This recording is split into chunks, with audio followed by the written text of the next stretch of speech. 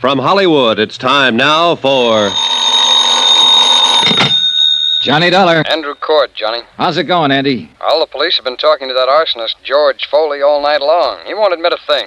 Won't talk about anything. They're wondering now how long they can hold him. He's the man who fired that building, Andy. Well, we've got to have something more for the district attorney, Johnny. We haven't tied Foley to Bennett at all.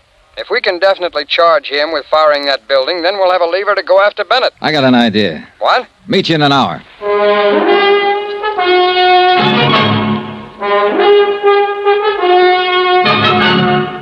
Tonight and every weekday night, Bob Bailey in the transcribed adventures of the man with the action-packed expense account, America's fabulous freelance insurance investigator. Yours truly, Johnny Dollar.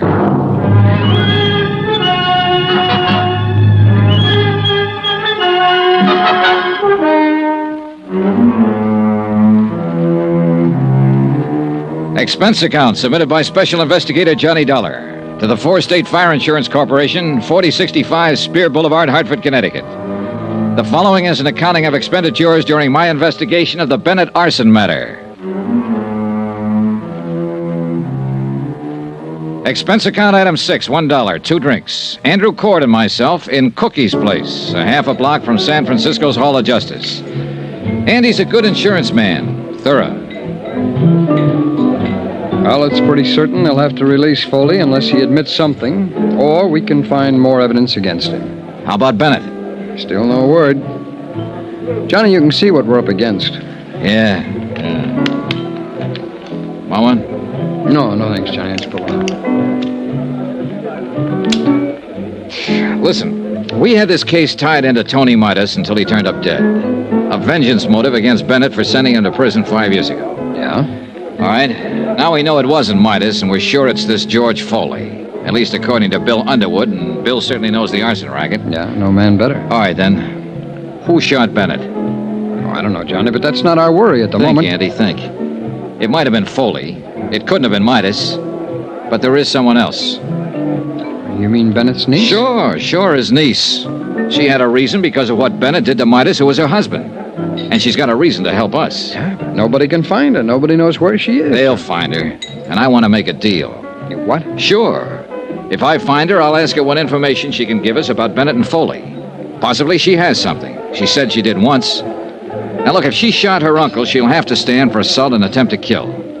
Can we give her legal help in her case? Johnny, I don't know. I want to know if I can promise her that if I see her. Can I? Well, you can tell her that we'll do what we can, the very best that we can. Okay, good. Want another drink? No, thanks, Johnny. All right, I'll try and get in touch with Elizabeth Bennett. How? The police haven't gotten anywhere. Oh, I've been here 2 days, and I got friends all over this town. Expense account item 7, $1.05, cab fare. From the Hall of Justice to the apartment house of Marty Engel, lawyer, philosopher, and egg poacher. Again? Yeah. You better close that door and lock it, Mr. Engel. It's awful late for this. Are you drunk? Nope. Locked? Now what? You asked me if I ever found Tony Midas to tell you about it. We found him, Mr. Engel. He's dead. Oh, no. Oh, yes. And he didn't do any of the things we thought he might have done. I'm here to find out what you might have done. How did he die? Tuberculosis. He's had it for 2 years. Didn't know. No, I didn't know. I didn't know about it. I don't know how to figure you, Engel. I haven't been able to ever since I met you. Doesn't make any difference what I think of you, but it does make a difference how you answer one question. A lot of difference to you. What is it? Did you help Arnold Bennett frame Tony Midas and send him up to San Quentin? You say Tony is dead. Now, what difference? Did you help Bennett frame him? No, I told you I defended Tony Midas in court. I tried my best to get him off. That's the truth. You're sure of that? I'm an honest man, if not a successful one. I told you the truth. All right, then, if that's the truth, you're not in any trouble and you can unlock that door. But if it's not the truth, you might get yourself killed. Why do you say that? Because somebody took a shot at Arnold Bennett last night. But he was lucky. It didn't kill him, but it came pretty near. You know who that somebody was? Elizabeth? That's a good guess. She hasn't got anything to lose now. She lost her husband. She might be out getting even for him if he was framed. And she thinks you helped frame him. I tell you, I didn't frame him. I defended him. I think Bennett stacked everything against him. I told you that once. I think Midas was an innocent man, but there was nothing I could do. Oh, wait a minute. What? Shh. Who are you expecting? No one. Ask who it is. Go ahead, ask who it is. Who is it? Elizabeth Bennett, Mr. Engel. Tell her just a minute. Just a minute, Elizabeth. Okay, over there. Go on, get down fast. All right, all right.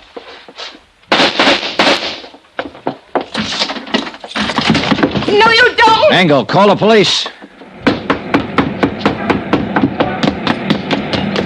Hold it, Elizabeth, hold it up.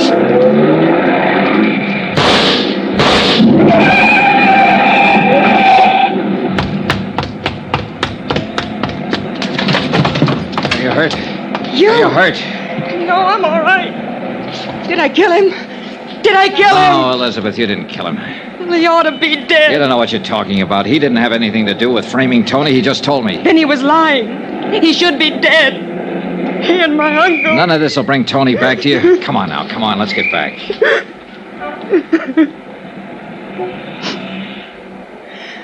How many tramps have you met in your life, Mr. Dollar? A few. Come on. When you met my Uncle Arnold, you met a real one. He stole money from himself and made it look like Tony did it. And that one in there helped him. Why didn't you let me kill him? You're wrong about Engel. He didn't help your uncle. He tried to help Tony, honestly.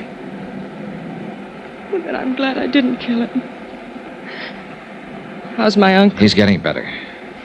Will he go to prison? We have to prove he hired somebody to fire the office building. He hired George Foley. I know that. Would you swear to Yes. it? Can you? Yes. He blamed it on Tony. When I went over to see Tony last month in the prison hospital, he was dying. Oh, I knew it. He had that look in his eyes. Helpless. And he knew what my uncle had done to him, and he couldn't do anything about it. But you figured you could. You shot your uncle when you found out Tony was dead. And you came here to kill Engel. I thought he helped Uncle Arnold send Tony to prison. I thought he helped kill Tony. They did kill him, you know, when they sent him to prison. They killed him as surely as if they'd shot him down. 5 years I waited for Tony to get out of that awful place. I waited to hold him in my arms and tell him it was all over. 5 years I waited to help him forget his hate and my hate. Loving him so much every day that...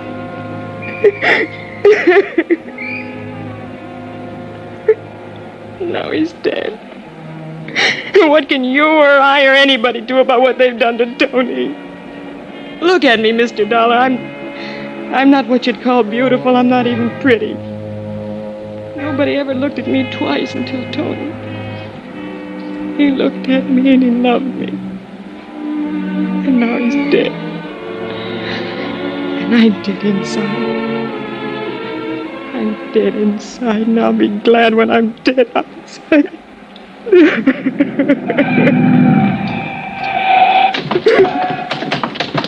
Shooting in this neighborhood? Wait a minute, officer. What's that? No one's hurt. Come on, Elizabeth.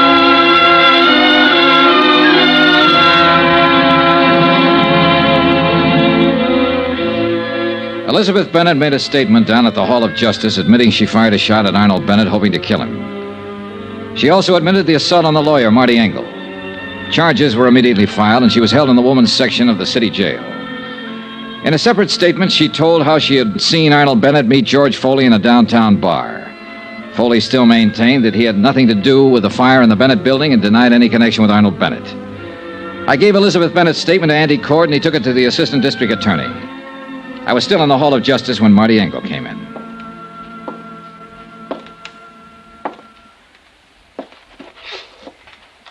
Dollar, Oh, hello, Mr. Engel. how is Elizabeth? They're holding her. I'm not going to press any charges. Well, that's pretty decent of you, Mr. Engel. She's a pretty unhappy girl. I'd like to help her. Her uncle will probably press charges against her. I'd like to defend her. What? She needs a lawyer. I didn't do very well for her husband. Maybe I can do better for her. I hope so. Funny world, isn't it? Not tonight, it isn't. No, I guess not. Yeah. Well, I'll see you, Mr. Dollar. Right. Johnny? Oh, Andy, hi. Well, kid, you ought to pat yourself on the back. They're going to go ahead against George Foley for the arson job. Enough for them now, huh? That's a pretty good case against him, whether he opens up and talks or not. A statement from him would still be better. Always. But he's been around, Johnny. He hasn't given anybody the time of day yet. Yeah. Oh, about Elizabeth Bennett. I can arrange counsel for her. She's already got a lawyer, Andy. Okay, then we'll pay his fee. He doesn't want any fee. What's the matter, kid? Boy, maybe all this has been a little too much. Hey, what time is it? 10:15. There's a plane out at midnight. If you don't need me anymore, I think I'll be getting back to Hartford. Sure, Johnny. Sure, I'll look after things here.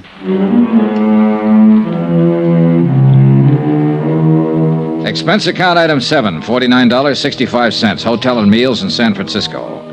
Item 8, same as item 3, transportation back to Hartford. I caught the midnight plane and was in Hartford at 2 o'clock the next afternoon. I went directly to my apartment and went to bed. I was awakened the following morning about 7 o'clock. What the...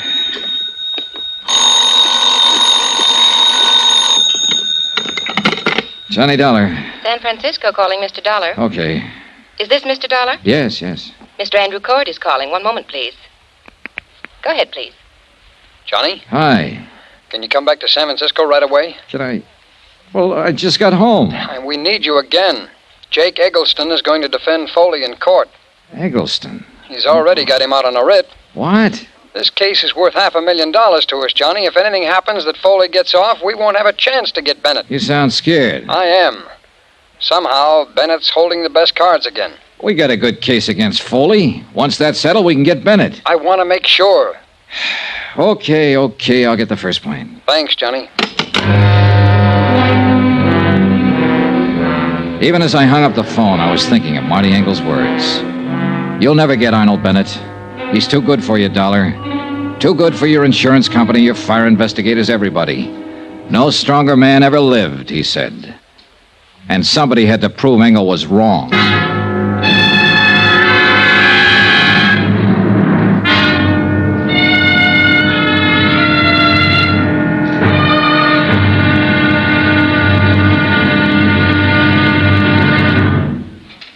Now, here's our star to tell you about tomorrow's intriguing episode of this week's story. Tomorrow, a fight against a strong man and one of the cleverest lawyers in the country. Join us in court. Yours truly, Johnny Dollar.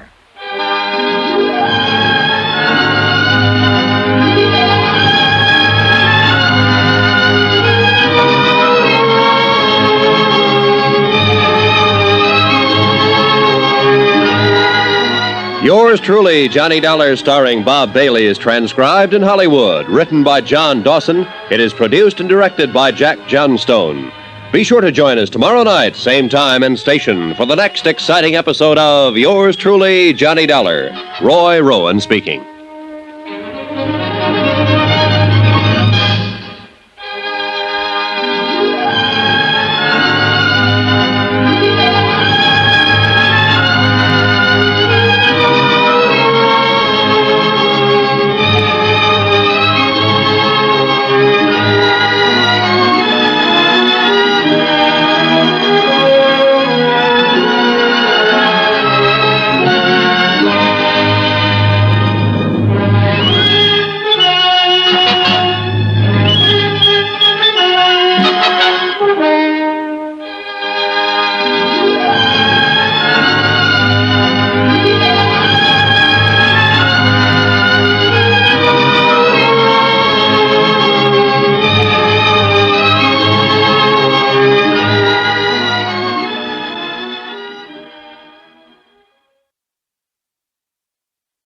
From Hollywood, it's time now for... Johnny Dollar. Here is your call to Mexico City, senor. Oh, thanks. Hello? Macklin, Department of Civil Air Transport. Hi, Mac. Dollar, what have you learned in Acapulco? Not very much, I'm afraid. But you said you were following the girl down there. Marvel Terrence. Yeah, and a few others who might have had a hand in the explosion aboard Flight 6. Beneficiaries of the insured on that flight. What others? Ramon de Lagos, whose wife died in the crash. Don Serrano, her brother. Bill Blakely, whose business partners were aboard. Well, have you and Gino learned anything from them? From the girl? Not yet. But you said she might know who caused that explosion aboard the plane. Right, and she promised to talk. Well? Your little helper, Gino, and I just pulled her body out of the surf down below the hotel here. Johnny. Murder? Yeah.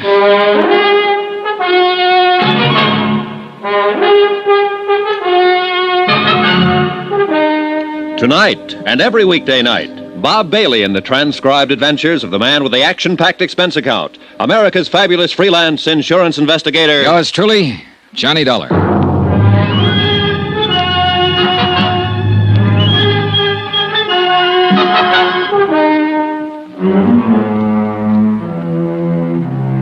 From Special Investigator Johnny Dollar, location Acapulco, Mexico, to the Home Office Guaranteed Transport Insurance Company, Hartford, Connecticut. Assignment, the Flight 6 matter. Expense account, final page. Item 12, $1.80 for the phone call to Mac Macklin in Mexico City. I had to get Mac out of bed to tell him what had happened. That Marvel Terrence had been murdered. That somebody had silenced the girl around whom the whole case had seemed to center, since Flight 6 had exploded in midair 3 nights before and carried the passengers and crew to their deaths. Mac was shocked and offered any additional help I might need. But he had no new information at his end, and it was obvious now that any answers would have to be found right here in Acapulco.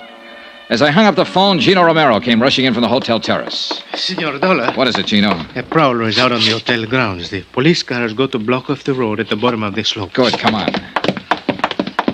The stairs are over this way, senor. Right with you.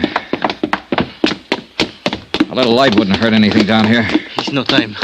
This way, into the brush, is a footpath. All right, lead the way. Over there is only 100 feet to the cliff. The other side is the road for the hotel. Here is the only place anybody can go. It's down this slope. Yeah, but there are plenty of places to hide. Si, senor, but it's a matter... Oh, wait. Huh? Listen. We could hear someone moving through the jungle growth a few yards away, moving swiftly but cautiously. Then a sudden silence. Whoever it was had also stopped and was listening for Gino and me. We waited for the fugitive to move again, straining our ears, trying to tag the location. Seconds passed. Then a slight rustle ahead of us. Gino nudged me and we slipped quietly toward the sound.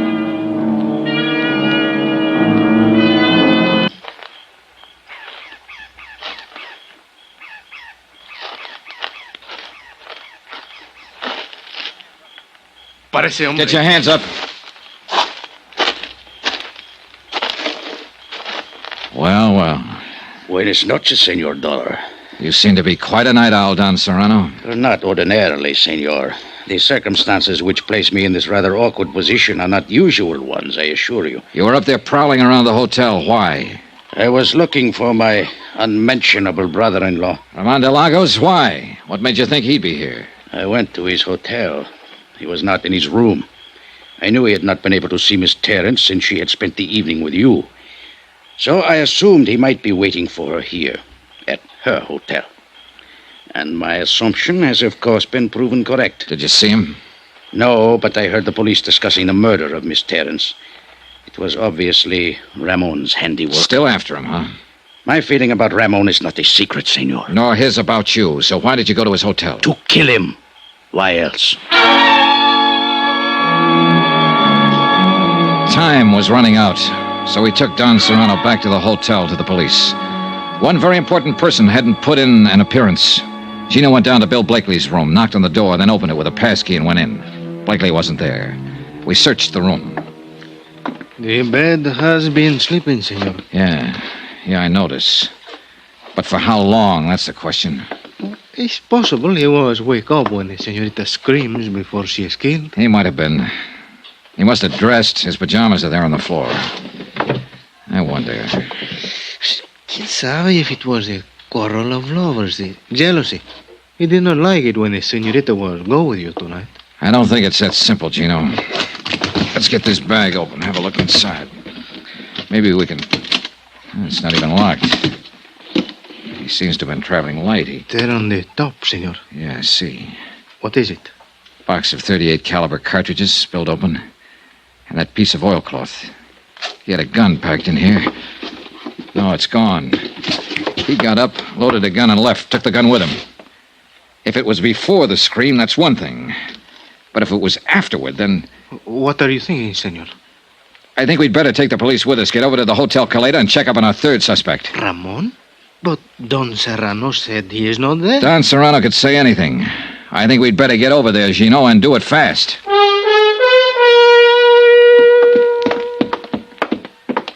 The clerk said room 34. That's the second door down. See. Let's go.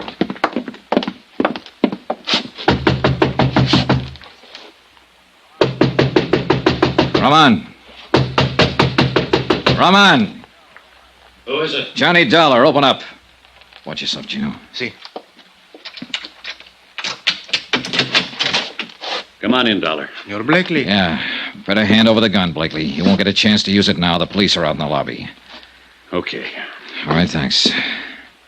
Ramon didn't show up, huh? I wish he had. That's all I was asking. Just one clear shot at him. Are you sure he's the one who killed her? Sure enough. Did you see him? No, but he's the one. She was scared of him, Dollar. She told me earlier in the afternoon, before you got down here to Acapulco. Told you what? She said Ramon had followed her here from Mexico City, that he'd been acting strange. She said she was glad I was staying at the same hotel, that she didn't want to see him or talk to him. Yeah, it figures all right. It checks with what she said to me last night. If she'd only given me a little more to go on. She was a real great kid, Dollar. The greatest as far as I was concerned. Yeah. As soon as I realized what had happened, I loaded my gun and came here to wait for him. I figured he'd try to get back to his room. But he didn't show. It's too bad. She was a real great kid. And I'd have died for her if she asked me to. I loved her. She was the... Mira, ahí está. There he is. Come on, Gino. Si, senor. Ramon had been spotted.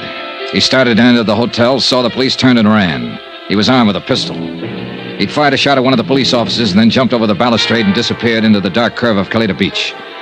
The police cars quickly threw a cordon along the bayfront street and blocked off both ends of the stretch of shoreline. For the moment, Ramon was trapped somewhere on that beach. He'd tipped his hand now, and he was desperate and dangerous, and he had a gun. Gino and I went out on the beach after him. There's many place to hide here. Not for long. They'll have some more police here within a few minutes. Come on. It's maybe better we wait, senor. I do not think Ramon is planned to be taken alive. I can still see that girl, Gino, lying at the foot of the cliff. Si, senor. I remember. I spirit. What is it? There by the water is... No, I am wrong, senor. It's only a boat pulled up on the sand. Yeah, it's a paddle boat. Well, I think it's better maybe we separate, senor. I look in the pavilion, the cabañas. You stay close by the water. In this way, we'll have him between us. good idea, Gino. But you've got the rough end of it. Take care of yourself. Si, senor. Well,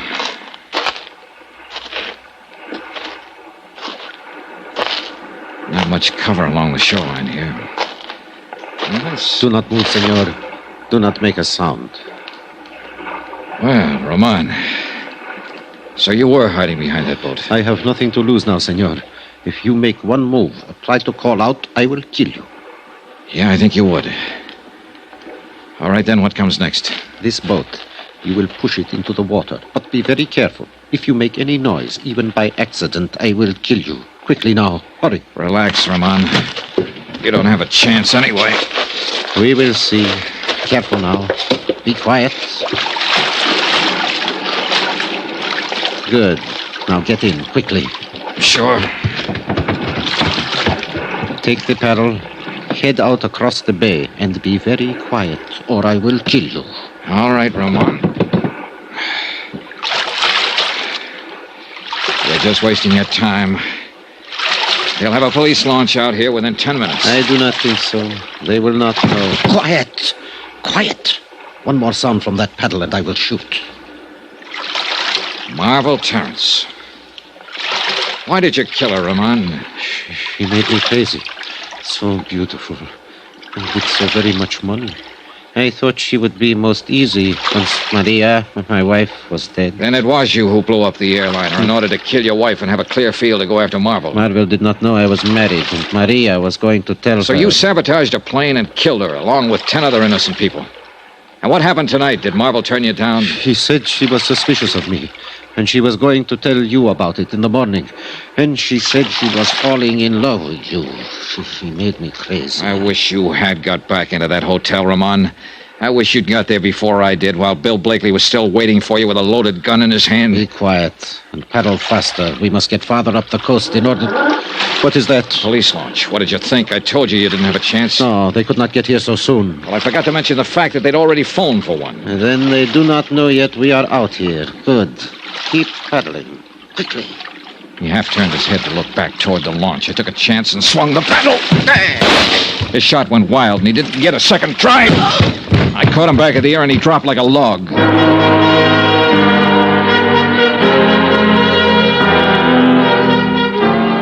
The police located our boat a few minutes later and hauled him over the gunwale and into the launch. And that should have been the end of it. But none of us realized Ramon's insane desperation.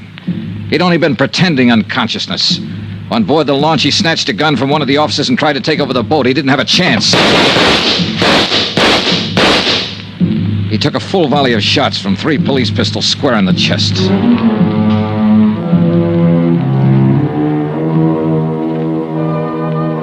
Expense account item 13, $312.20. Hotel and incidentals in Acapulco and Mexico City and plane fare back to the States. Expense account total, $608.10. End of expense account, end of report. Remarks? I'll never see another sunset now without thinking of her somewhere out beyond it. I hope she doesn't feel alone anymore. Yours truly, Johnny Dollar.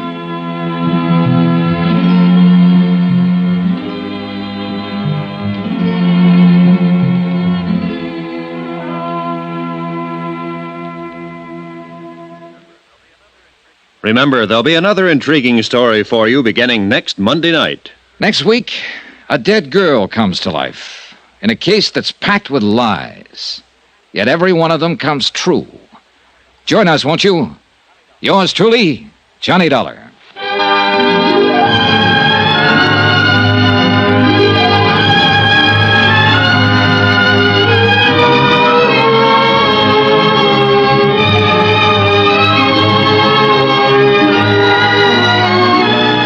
Yours truly, Johnny Dollar, starring Bob Bailey, is transcribed in Hollywood.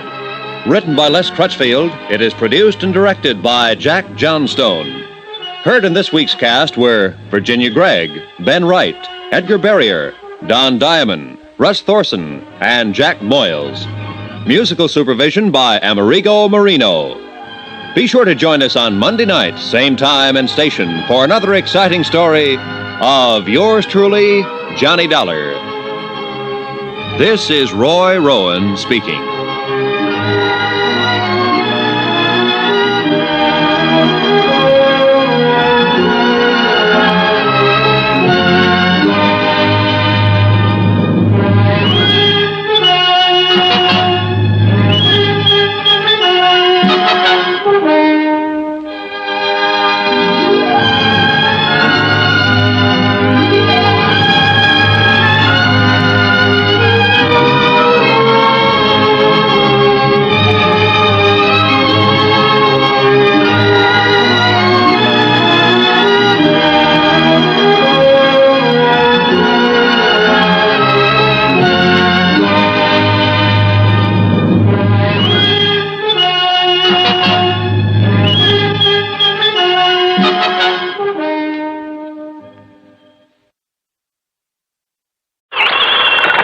Johnny Dollar. Johnny, this is George Hardy at Northeast Indemnity Association. Yes, George. Got a pencil and piece of paper? Sure. Then write this down. Go ahead. 130-07-0583. Got it. So? He wants to see you. Who does? 130-07-0583 at State Prison. Oh. You know his name, George? No, but if it's who I think it is, well, Johnny, you just might find yourself going for the commission on $100,000.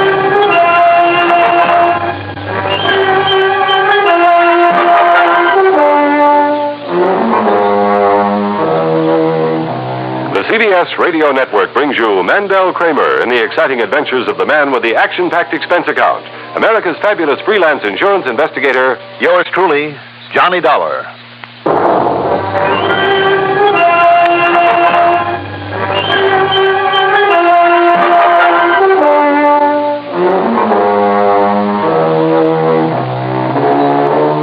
Expense account submitted by Special Investigator Johnny Dollar to Northeast Indemnity Association, Home Office, Hartford, Connecticut.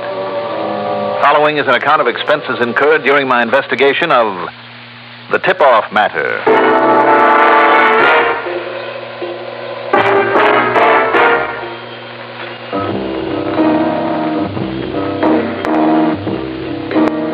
Expense account item 1 is $4.60 for a tank full of gas, despite the fact that the state pen is only a few miles south in Wethersfield, a town with a population of about 20,000, where the father of our country once planned the historic Battle of Yorktown. In other words, George Washington slept there. An assistant warden led me not to one of the cell blocks, but to a screened-off corner in a hospital ward. The man who lay there was in his early 30s, but he looked 100, thin, drawn, emaciated, with the pallor of death on his face. It was a full minute before I recognized him as Turner McGackie, up for safecracking, whom I hadn't seen since the day the judge handed out his term some 10 years before. Pretty funny, huh, Dollar? I'm due to get out. Instead, I lay here dying. Oh, now, come on. Who told you that, McGackie? Now, come on, don't you try and kid me too, Dollar. I ain't got long, and I know it. That's why I had him send for you, see. Maybe you can stop a killing, Dollar. A killing? From that safe job that got me in here. That was 10 years ago. Only they never found the loot from it, did they? Oh, I see. And you know where it is, Mac? Look, this ain't easy, Dollar, me telling this, but you're the only one I got any respect for. Respect for me? Mac, I was partly responsible for putting you here. Yeah, sure, Dollar. I hated your guts. Then I did. Only yesterday, the warden, he told me about what you've done for Tommy, my kid brother, about the home and foster folks you got for him, about you seeing he'd get educated, like the way that I never did. He was a nice kid, McGackie. It's all because of you that kid has a chance to play it straight, get somewhere. I think he will, too. He doesn't know about me. He didn't know I was there, Mac. There? Yeah. I stood in the crowd and I watched him graduate from high school. With honors. You'd have been proud of him, Mac. Yeah. Proud. And on account of you give him what I couldn't never give him. Tommy deserved a chance like any other kid. That's all. Yeah, but the way you done it. You're letting them think I'd been killed. Some kind of an accident. You're never letting them know about my record. What I really was. And now he's got no spots on him. He's got nothing to live down to make him ashamed. And all this time I didn't know about what you've done for him. I just kept hating you. But I didn't know. Look, Mac, that's all water under the bridge now. So now I'm gonna make up to you, Dollar. There's no need to, Mac. Look, you're getting tired. I better leave you but now. The loot from that safe job, 100 G's. Oh? So, listen. While I can... Listen. Real careful. Real careful, Dollar.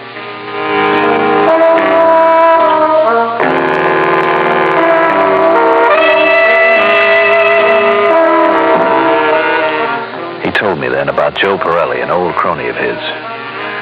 Pirelli, now posing as a fisherman, living in Mac's old cottage on Peconic Bay, Long Island, near the town of Cutchogue.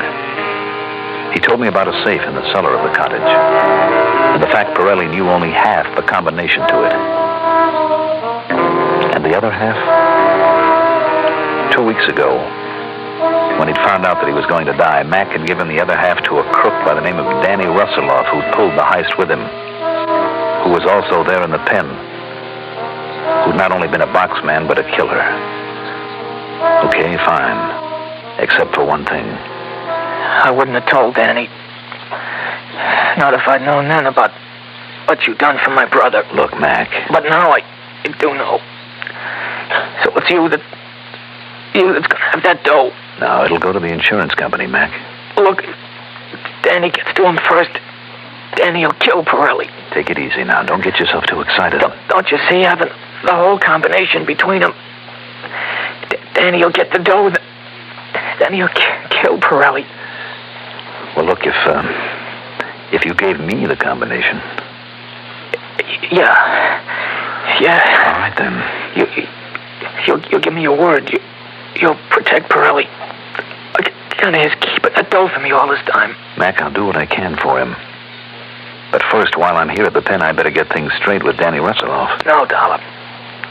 Danny's getting out of here today. Getting out? You mean they're releasing him? Yeah. So you gotta go for that dough and now go see Pirelli. Okay, Mac. Now the combination of the safe. Yeah. First it's right. Turn it right. Yeah. Number. Dollar, I can't breathe. Mac. I'm calling Dollar. Come on, Mac. Help me. Orderly. Help me. Nurse, get a doctor in here.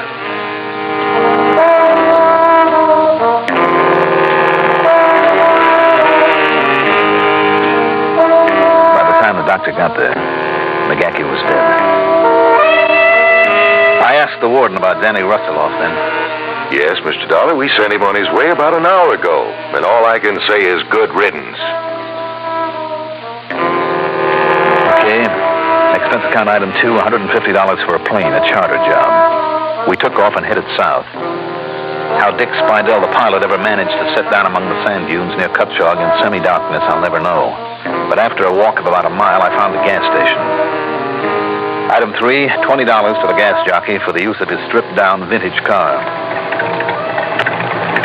Sure, man. You just negotiate that next turn left. You see it down there?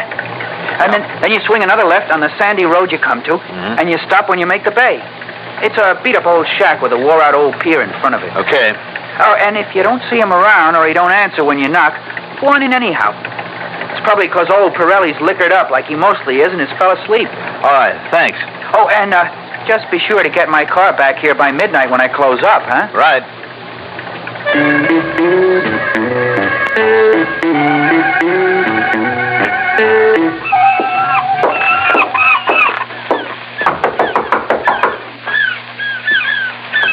Mike? Pirelli? Anybody here? Stop knocking down that door. Come on, open. Okay. All right, Pirelli, Oh. Yeah. You got a gun? Because I've been waiting for you. You're a lousy shot, Pirelli. I'll get you. Okay, Danny, I give up. I give up, Danny. Danny, huh? Is that who you were waiting for with this gun? Danny Russeloff? Yeah, I thought... I read Danny was getting out today. Who are you? Who are you, mister? My name is Dollar. Now sit down over there by that table. Yeah. What are you doing here? I've come to pick up some money, Pirelli, $100,000. No. From the safe in your cellar. No, you got no right to that. I haven't, huh? You think I didn't know what's in the safe? I'm sure you did. And it all better be in it now. That's Mac's dough. McGackey's. He's dead, Pirelli. Only a couple of hours ago in the prison hospital. You're lying. You want to call him up and check on it?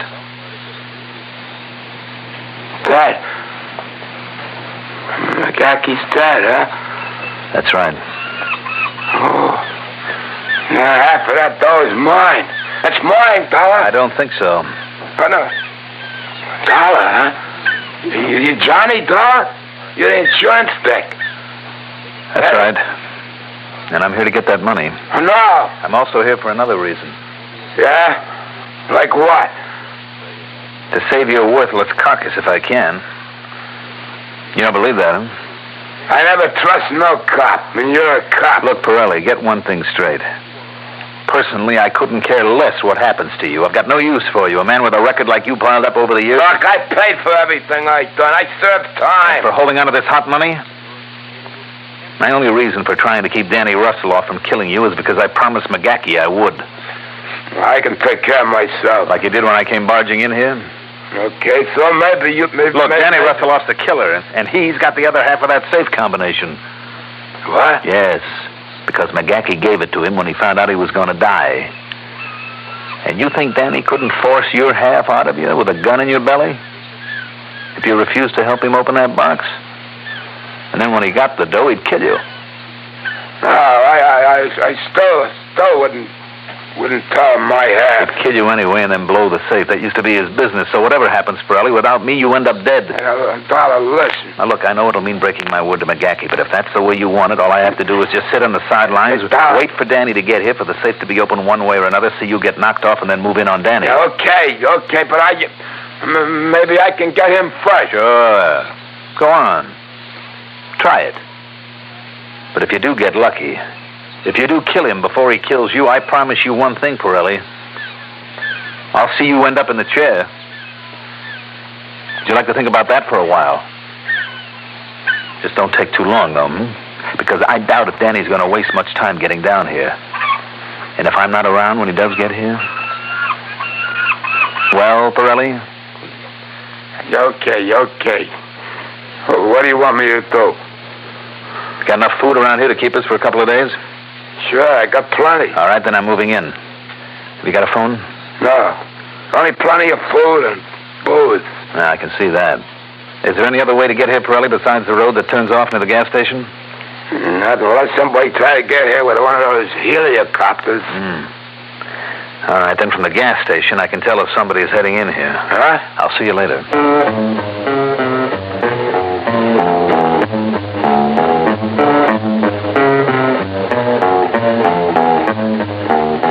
Item 4, back at the gas station, out on the highway, $100 even. $100?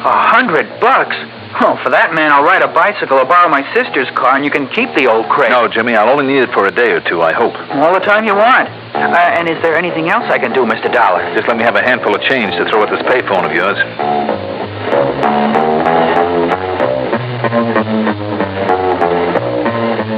Item 5, $3.80 for a call to George Hardy at his home back in Hartford. I gave him the whole story.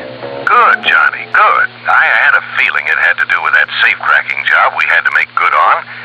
Now, how do I contact you down there? You don't. I'll have to contact you. What are you thinking of? Well, you said this Danny Russelloff hasn't shown up there yet. Not yet. Though he's had plenty of time by now. Maybe Danny's playing it smart now he's on parole. What do you mean? Well, he's supposed to report in here in Hartford where he used to live, isn't he? Probably. So he'll do that first to give a good impression. Make everybody think he's on the up and up. Maybe. And then when he figures nobody's watching him anymore, then he'll make his move, right? Except that I can't see him wasting any time about getting his hands on the money, or at least making sure it's still here. So, George. Yes? Get hold of Pete Larkin. The private detective? Yeah, tell him it's for me. Tell him if Danny is there in Hartford to keep an eye on him day and night. And if he leaves town, I want to know it so I can be ready for him. Okay. And meanwhile, what'll you be doing? Have you called on the police down there? I don't even know if they have any in this little town. What's more, a couple of cops prowling around would only scare him away, and I want to get him. I'll check back with you 3 or 4 times a day. Okay. And at least we know where that 100,000 is now. Do we? Maybe I better get back out to Pirelli and make sure.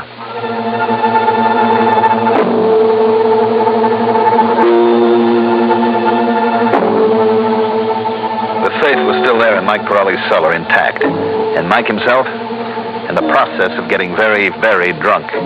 But in answer to my question... Yeah, okay. It's only the last two numbers of the combination that I know. All right, what are they? It's two turns to the right. 2 turns to the right. To what number? It's 81. 2 turns to the right to 81. Yeah. And then? Hey, listen, Dollar. And then, Mike? Then left 14. Then left to 14. Yeah, that's it. Okay. Hey, listen, Dollar, I'm scared now. You got me scared. Give me the... Here, go ahead. Help yourself. Maybe enough of that stuff will at least keep you... Hold it. Listen. What? Hold it. You hear that? What? Yeah. It's clear out there. All right, let me douse these lights. You see it there? You know that car? No. Yeah, but that's him. That's Johnny. Be quiet. He's coming in here to kill me, Dollar.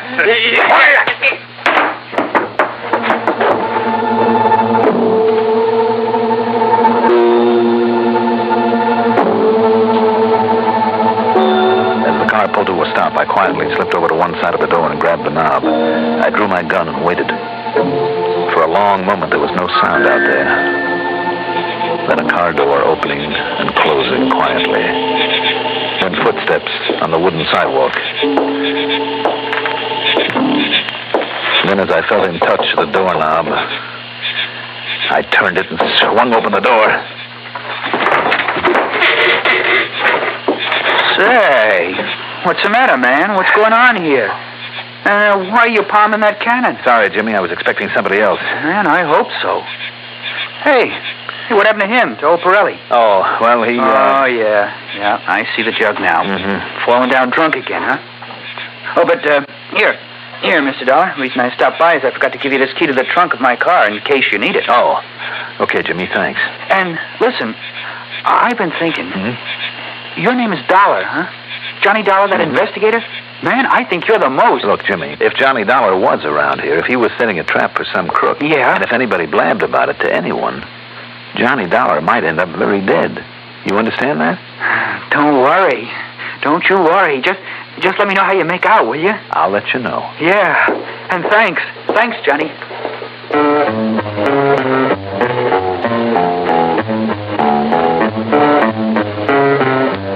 Item 6, in the next 3 days, $41 for more telephone calls to George Hardy. Yeah, Danny Russelloff was in Hartford, but sitting tight. So maybe George had been right. But how much longer I could keep old Pirelli under the influence without doing him serious harm began to worry me. And I was afraid that if he got sober, he might turn on me. Then the 4th day. And listen, Johnny. I mean, mister. As soon as you get through making that call, I want to tell you something. Yeah, okay, Jimmy, sure. And I hope you haven't been worried about my telling anybody you're here because I haven't told anyone. Hello? George? Johnny Dollar? Yeah. Thank goodness you called. When I got back here from lunch, Pete Larkin, that private eye you had me call. Yes? Early this morning, Danny Russelloff got away from him. He did? Pete's lost him entirely. So, Johnny, if I were you... Okay, George. Now, what I was going to tell you... Jimmy, I'm sorry. I haven't time now. But about that other car that started down the road. What? Yeah, down at Pirelli's place. When? Well, about an hour ago. But then it came back to the highway. Did you get the license? Oh, I didn't get the number. It was Connecticut, though. All right, and then after he came back to the highway? Down that way. I see. Look, Jimmy, is there another road around here that goes to the bay? Yeah, the old fishing club, below Pirelli's place. Okay. Here. A sawbuck? Yeah. But why? What did I do? I'll let you know.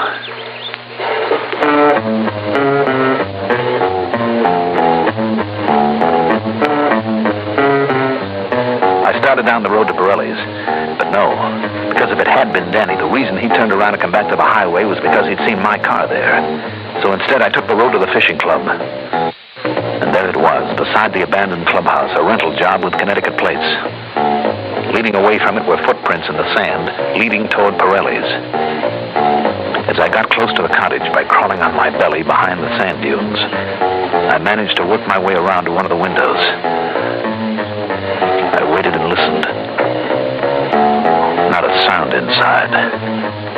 A trap? Maybe so. Maybe Pirelli's still hoping for a crack at the $100,000 had taken a chance at going over to Danny's side. Well, there's only one way to find out. I raised up just enough to look into the room. There on the floor lay Mike Pirelli, dead, a bullet hole in his forehead. So he hadn't told his half of the combination. That meant there was only one way Danny could get the dough out of that safe now. And the door to the cellar was wide open. Yet if I tried to lift the noisy old window and climb in without some other sound to cover, but Danny himself gave me that. By the time the noise of his nitro job on the safe had died away, I was inside the house and halfway down the cellar steps. All right, Danny, raise them up over your head. Huh? Don't move. Get those hands up high. Oh, yeah? Oh, yeah, mister? Well, look. You reach for a gun, Danny, and I'll pull the trigger. Oh, no, you don't. You see this? This bottle, mister? Nitro. It's nitro, and I can throw it even with a slug in me, and you're dead. If I can hit that bottle from here. Now, back up.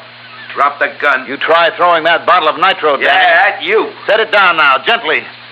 Set it down. No, I'm throwing it now.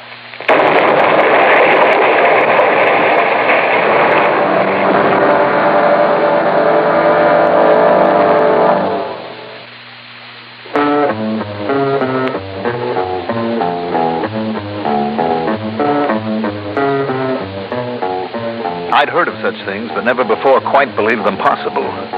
But so help me, when I picked myself up on the edge of the wreckage of that cottage, most of my clothes were blown completely off. And yet, by some miracle, I suffered no more than a couple of bruises and a slight headache. As for Danny, well, let's not go into that. He's paid for all his crimes.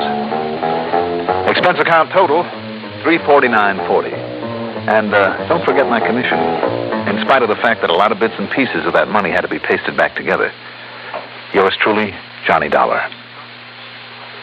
Can you get premium gasoline performance at regular gasoline price? Find out what so many other car owners have found. In 3 out of 5 cars, regular priced Sinclair Dyno gasoline matches performance of premium gasolines, saves you up to 4 cents a gallon. Almost anywhere you see the Sinclair sign, you can save up to 4 cents a gallon with Dyno and still get premium performance and mileage. Drive with care and buy Sinclair Dyno gasoline.